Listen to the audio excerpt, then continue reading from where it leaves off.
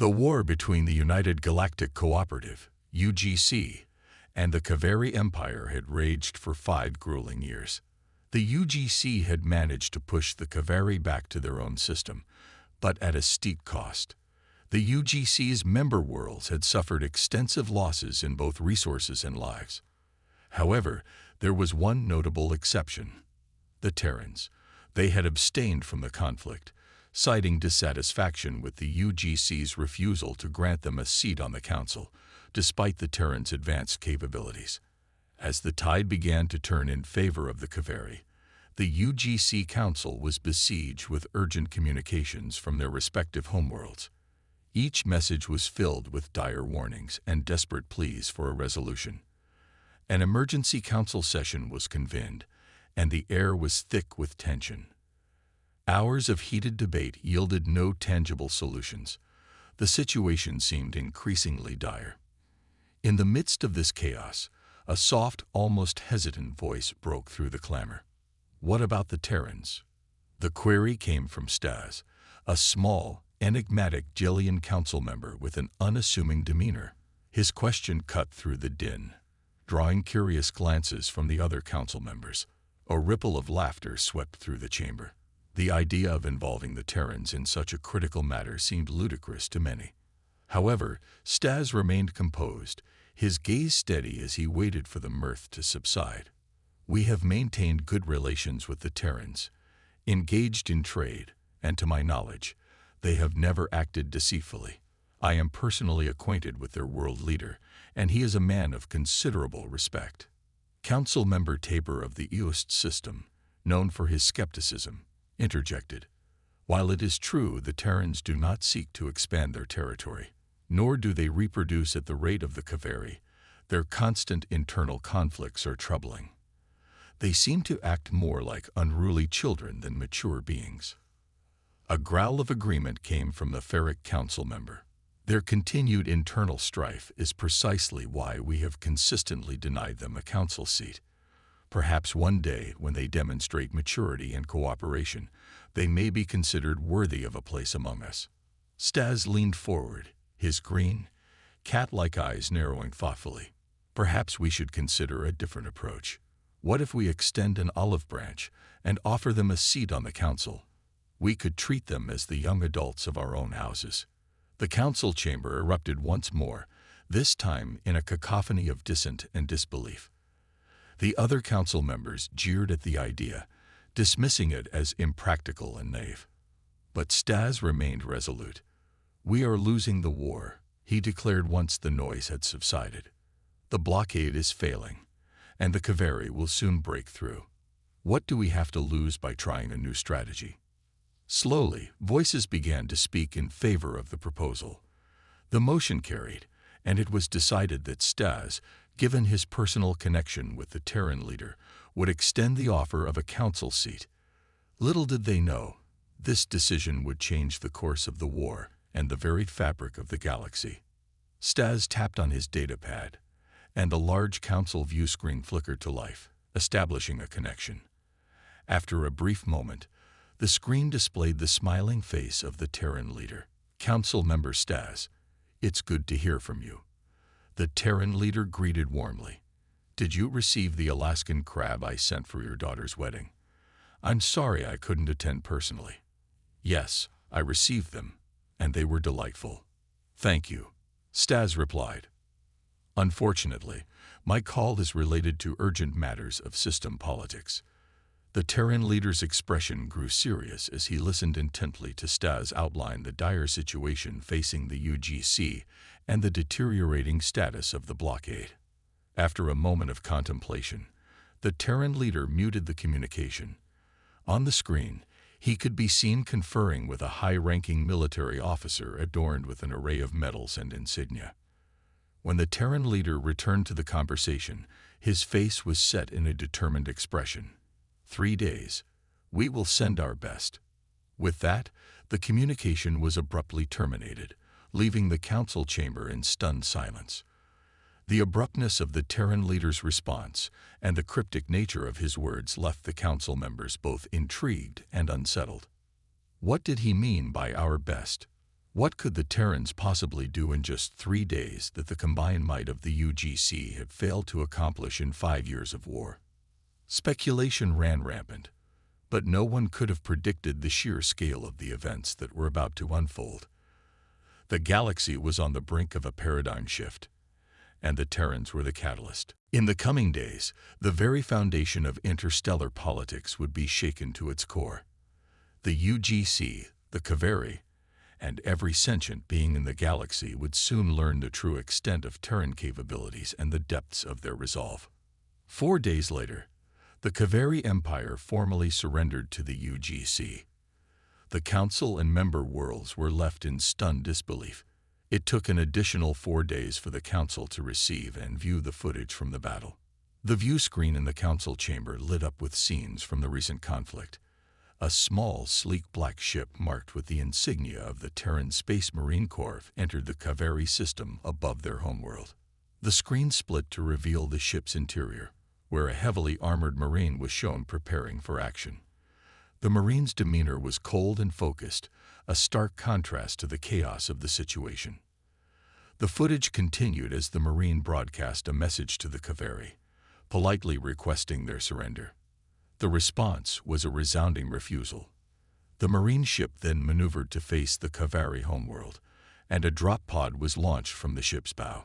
Its speed was so intense that it evaded planetary defense systems. As the pod entered the atmosphere, it broke apart, and a single Marine was seen descending amidst the debris. The pod fragments scattered, creating a trail of destruction as they impacted the outskirts of the Kaveri capital. The Marine landed in the center of the capital amidst the wreckage of the pod.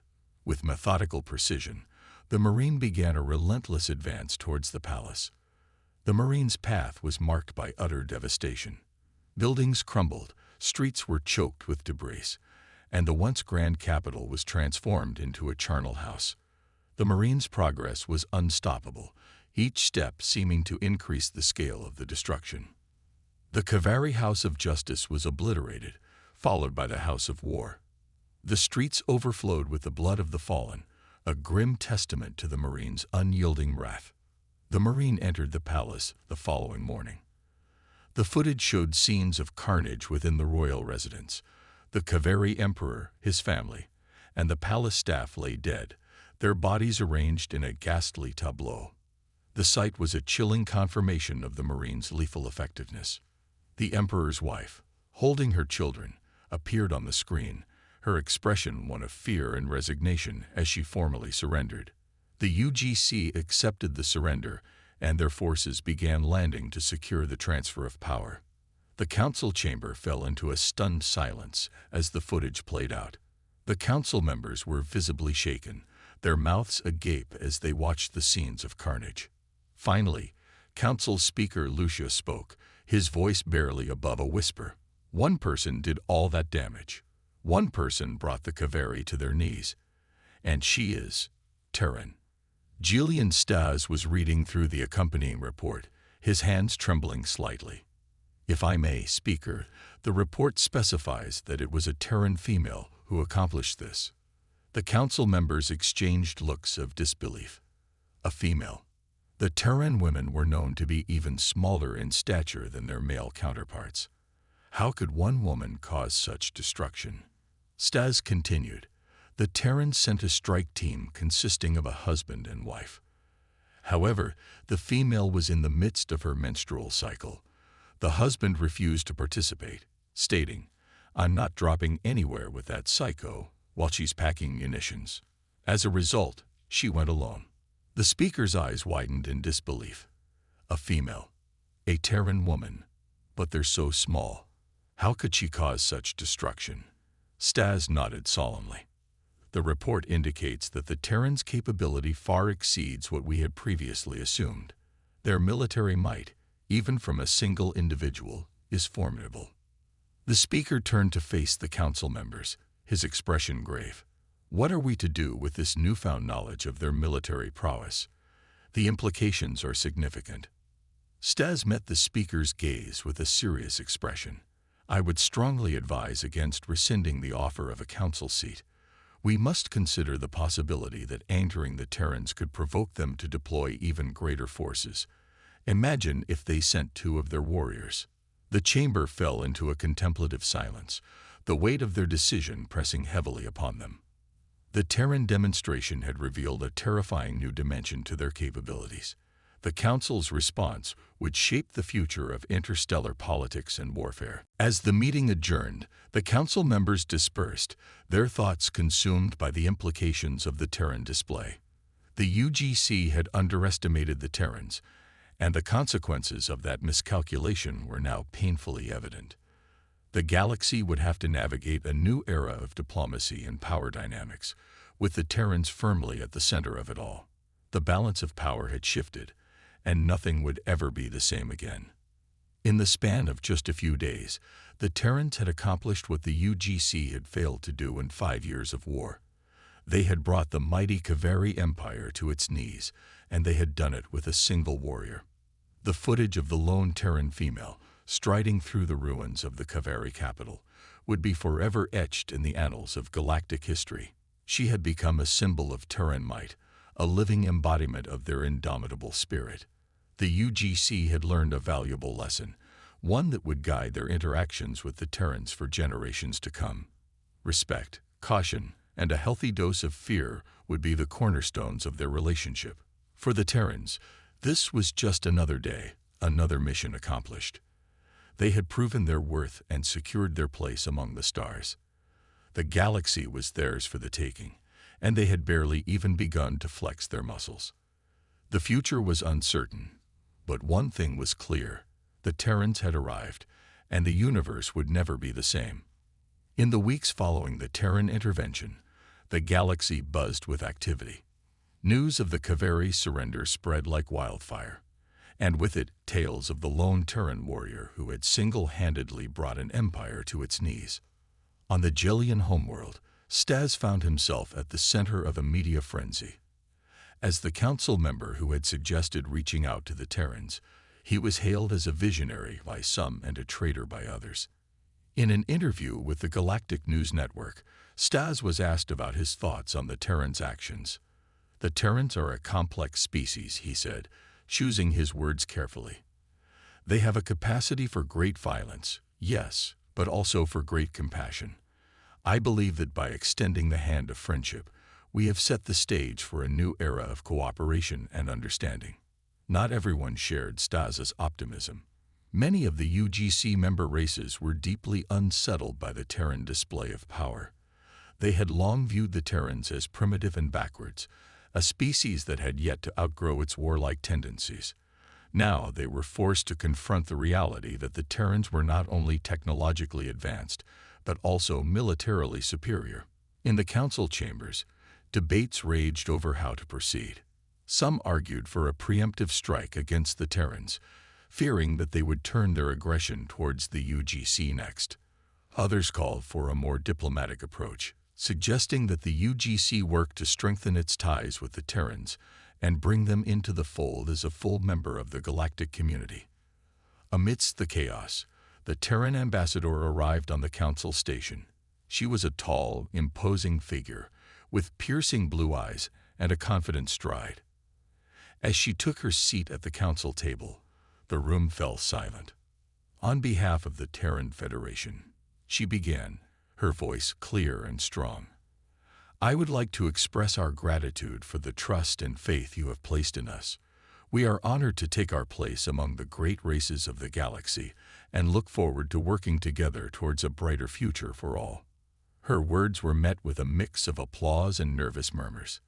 The Terrans were here to stay, and the UGC would have to learn to work with them, whether they liked it or not. As the council meeting adjourned, Stas approached the Terran ambassador. "Welcome to the UGC," he said, extending his hand in the traditional Terran greeting. "I look forward to working with you." The ambassador took his hand, her grip firm and confident. "As do I, Councillor Stas. As do I."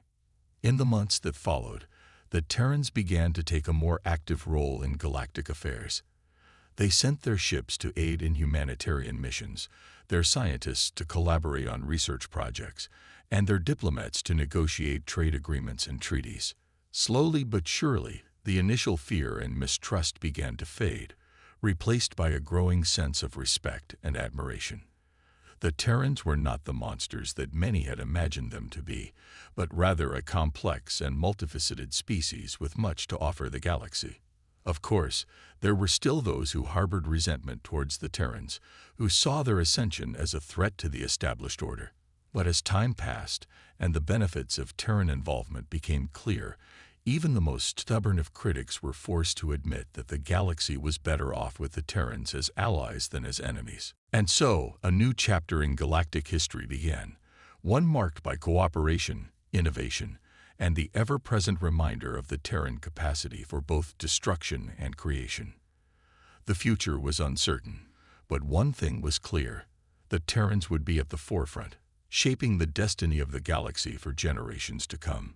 A year had passed since the Terrans took their seat on the Galactic Council. In that time, much had changed. The Terrans had proven themselves to be invaluable allies.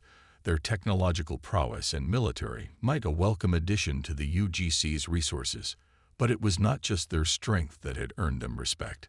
The Terrans had also shown a surprising capacity for diplomacy and cooperation.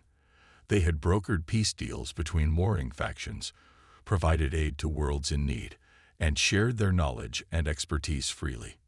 Yet, for all their contributions, the Terrans remained an enigma. Their culture was so alien, their ways of thinking so foreign, that even their closest allies found them difficult to understand at times. This was a fact that Stas pondered as he sat in his office, reviewing reports from the latest council meeting. The Terrans had proposed a bold new initiative, a joint exploration mission into uncharted space, beyond the boundaries of the known galaxy. It was an exciting prospect, but also a daunting one. The risks were enormous, the challenges unknown. And yet, the Terrans seemed undaunted. They spoke of the mission with a sense of enthusiasm and determination that was infectious. As Stas mulled over the proposal, his thoughts drifted to the Terran ambassador. In the months since her arrival, she had become a familiar presence on the council station, her quick wit and sharp intellect earning her the respect and admiration of her peers. But there was something else about her, something that Stas couldn't quite put his finger on. A sense of purpose, perhaps, or a deep-seated resolve. Whatever it was clear that she represented the best of her species, their courage, their ingenuity, their unrelenting spirit. A chime at the door interrupted Stas's musings. "Enter," he called out, straightening in his seat.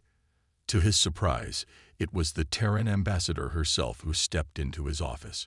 She was dressed in her usual crisp uniform, her dark hair pulled back in a tight bun. "Ambassador," Stas greeted her, rising to his feet. "What can I do for you?" The ambassador smiled, a rare sight. "I wanted to thank you, Counselor Stas, for everything you've done, for believing in us even when others didn't." Stas felt a flush of pride. "It was the right thing to do," he said simply. "The galaxy is better off with the Terrans as part of it." The ambassador nodded, her expression turning serious. "But it's not just about us," she said. "It's about all of us. The UGC, the Terrans, every species in the galaxy. We're stronger together than we are apart." Stas considered her words. "You're right," he said at last. "But it won't be easy. There's still so much mistrust, so much fear." "Change never is," the ambassador replied. "But it's necessary. We have to keep pushing forward, keep exploring, keep learning from each other. That's the only way we'll survive." She paused, her gaze distant. "My people have a saying. The universe is vast and full of wonders. It's our duty to discover them, to push the boundaries of what's possible. That's what this mission is about. Not just for the Terrans, but for all of us." Stas felt a shiver run down his spine. The ambassador's words rang with a profound truth, a sense of destiny that was both exhilarating and terrifying. "I'll support the mission," he said, his voice firm. "And I'll do everything in my power to convince the others to do the same." The ambassador smiled again, a genuine, grateful smile. "Thank you, counselor. Together, we'll make history." As she turned to leave, Stas called out after her, "Ambassador, what do you think we'll find out there, in the uncharted reaches of space?" The ambassador paused at the door, her hand on the frame. "I don't know," she said, her voice soft. "But whatever it is, we'll face it together. Terrans and Gillians, UGC and all. As equals and as friends." With that, she was gone, leaving Stas alone with his thoughts and the weight of the galaxy's future on his shoulders. A new era had dawned, one full of promise and peril in equal measure. The Terrans had shown the way, but it would be up to all species to walk the path together. The journey ahead would be long and fraught with challenges, but Stas knew that they would face them head-on, united in their determination to build a better future for all. The galaxy would never be the same, but perhaps, just perhaps, that was a good thing. The launch bay was a hive of activity, crews and technicians swarming over the sleek, silver ship that would carry the joint Terran-UGC expedition into the unknown. At the base of the boarding ramp, a small group had gathered to see the crew off. Council members, dignitaries, friends, and family, all had come to witness this historic moment. Stas stood among them, his heart swelling with pride as he watched the Terran ambassador and her team make their final preparations. They were a diverse group, scientists, soldiers, diplomats, but they were united in their purpose and their resolve. As the final checks were completed and the crew began to board, the ambassador paused at the foot of the ramp. She turned, her gaze sweeping over the assembled crowd, lingering for a moment on Stas. In that moment, a look of understanding passed between them, a recognition of all that had led to this moment and all that was yet to come. Then, with a nod and a smile, the ambassador turned and strode up the ramp, disappearing into the ship's interior. Moments later, the engines roared to life, the ship lifting off the launch pad in a blaze of light and sound. It rose higher and higher, until it was nothing more than a distant speck against the stars. Stas watched it go, a sense of awe and wonder filling his heart. The universe was vast and full of mysteries, but with the Terrans by their side, he knew that the UGC would face whatever lay ahead with courage and determination. The future was unwritten, but one thing was certain: the galaxy would never be the same. The expedition would chart a new course, forge new alliances, and unlock the secrets of the cosmos. And through it all, the spirit of the Terrans would guide them. Their bravery, their ingenuity, their unwavering commitment to discovery and progress. As the ship disappeared from view, Stas took a deep breath, his mind already racing with the possibilities of what lay ahead. A new chapter had begun, and the story of the galaxy was just beginning to unfold.